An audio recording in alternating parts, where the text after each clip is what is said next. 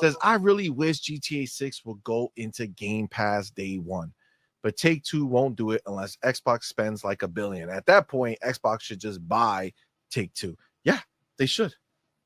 They should. The problem is that I feel like they have to do it before the game comes out. Absolutely. If not, it kind of makes no sense. Yeah, for Take-Two to if it's do it after, and for Xbox to get the biggest bang. Yeah.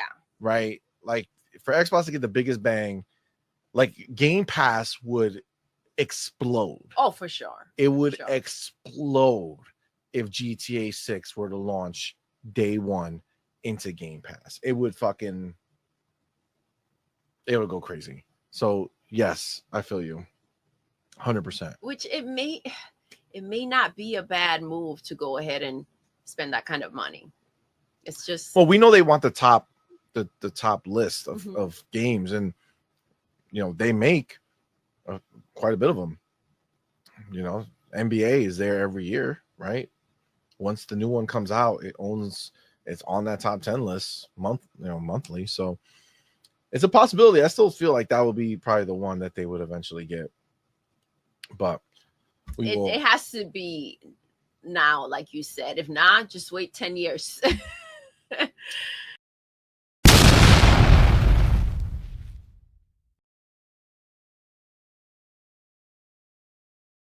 All right, everybody, welcome back to another Xvault gaming video. Xvault here, and today we're going to go over an article in regards to GameSpot releasing something in regards to the Xbox platform, the ecosystem.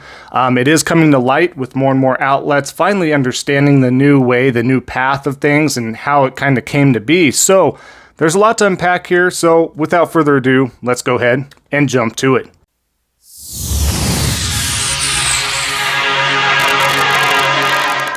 All right, so like I said, what we're going to do is get right to the article here, and I'm trying to get my voice to hold up. I am sick right now, so I'm been kind of babying this all day at the time of recording, trying to get my voice to last. However, so let's get right to it here. So in regards to this, like I said, the article itself is stating Xbox is an increasingly unstable platform for anyone to invest in, right? So that is the topic of the matter here. Now, additionally from that, I'm going to pull through some things, talk about it as quickly as possible to get this through here for you.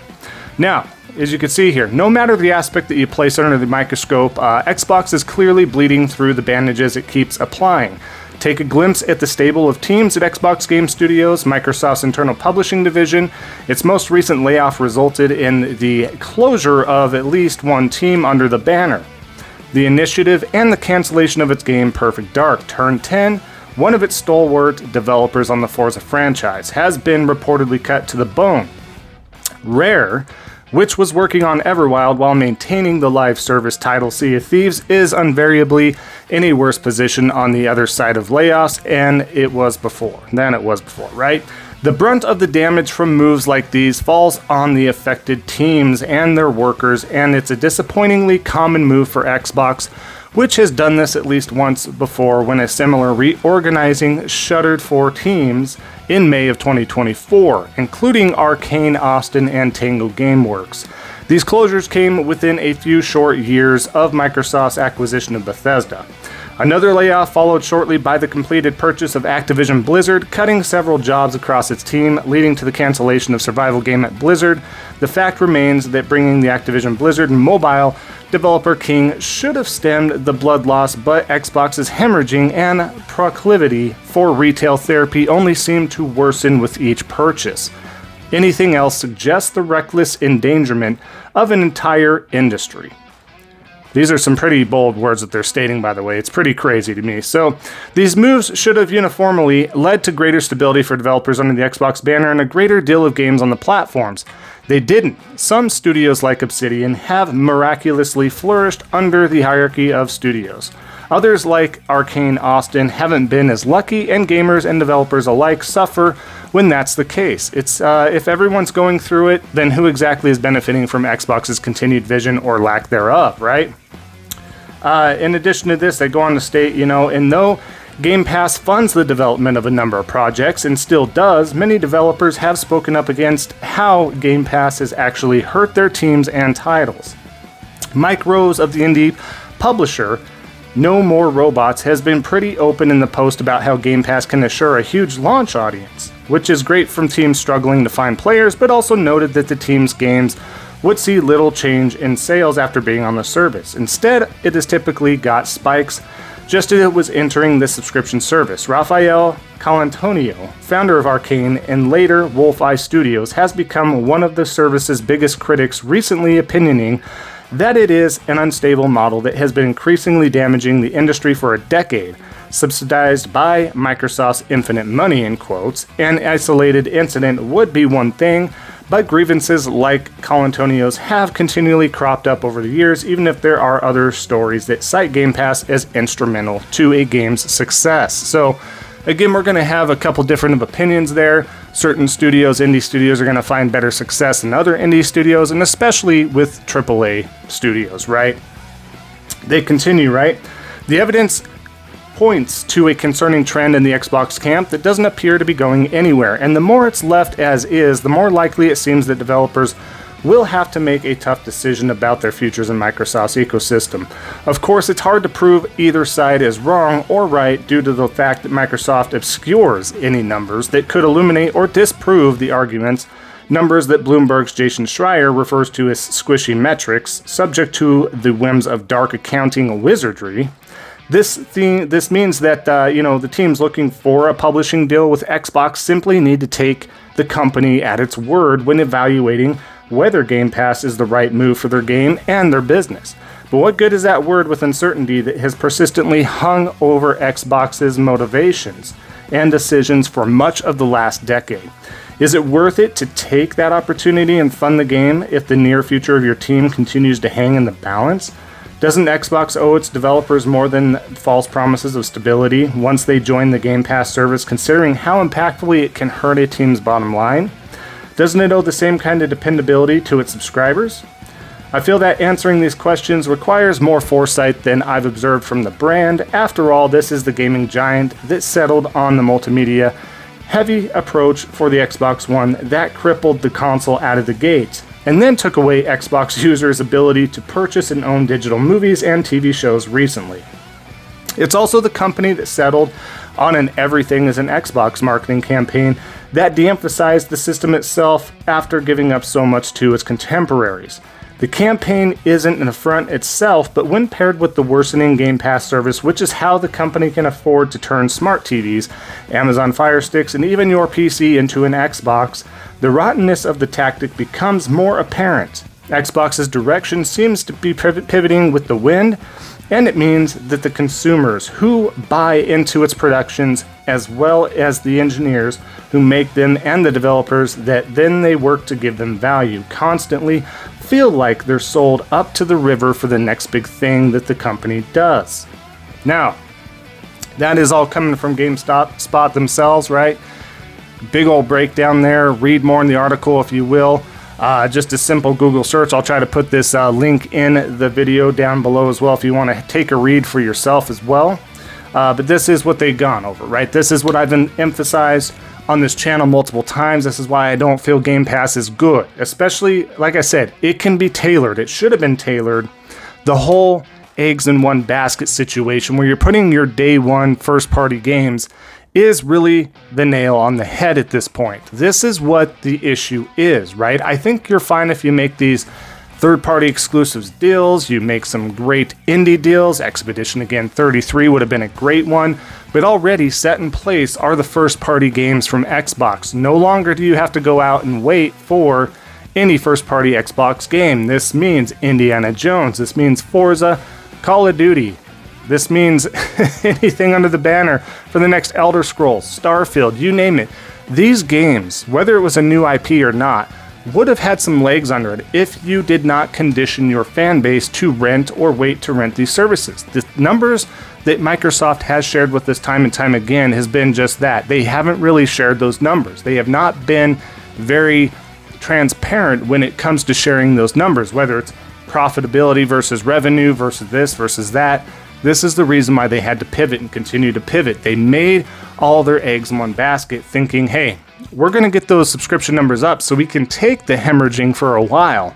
by putting our first-party games on there. Don't worry, we're going to get up to 100,000 subscribers because who doesn't want this, consumer-centric option as a gamer, where you rent your games at a fairly reasonable price and you have every game under the sun available to you. However, they didn't take into account to maybe check things out, to do some Q&A, to do some field work, right? To see if people really would adhere to using this as their base of operations, so to speak, as their base way of utilizing and playing games by renting them rather than owning them.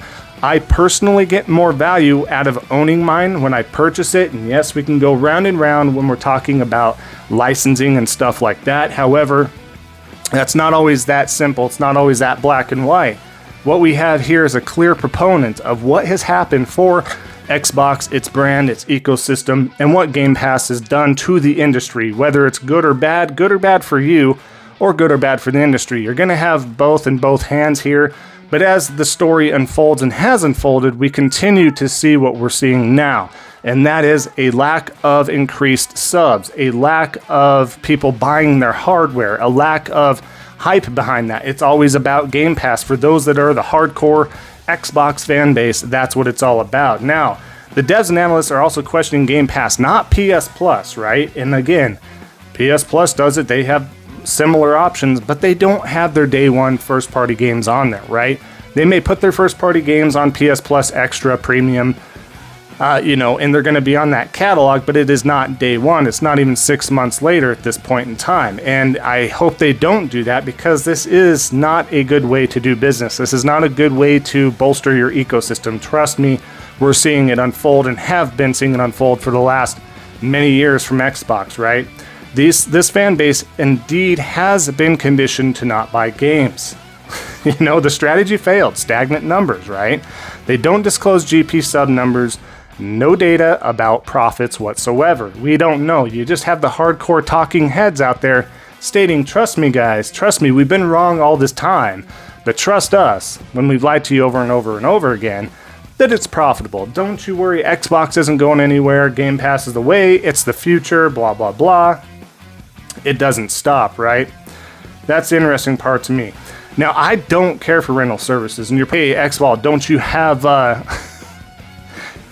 PS Plus? Have you not tampered in Extra and Premium? Yes, they had upgraded stuff. I don't utilize it. This plethora of games, I utilize the games I want to play in that point in time. I don't rely on that service, nor do I want it.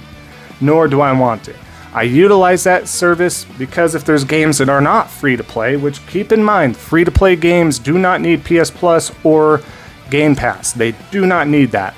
You can play those without those. However, for those of you that want to play games like New World Eternum, you want to play Battlefield 6, you want to play GTA 6 online when that comes out, you want to play anything aside from the free-to-play online games, you are going to need the service. That is the negative side of the console side of things, is you do need to pay to play their online games. So whether or not you are for subscription services, rental services and stuff, the bottom line is you do need it. That is the one up on PC that they do have, is you don't have to pay for an online service.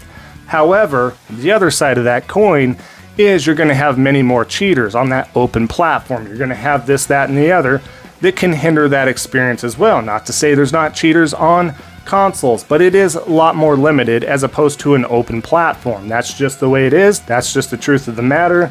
Argue with your mom about it. Either way. However, I'd rather not have either of them. If I truly feel like I need to rent something, great, whatever.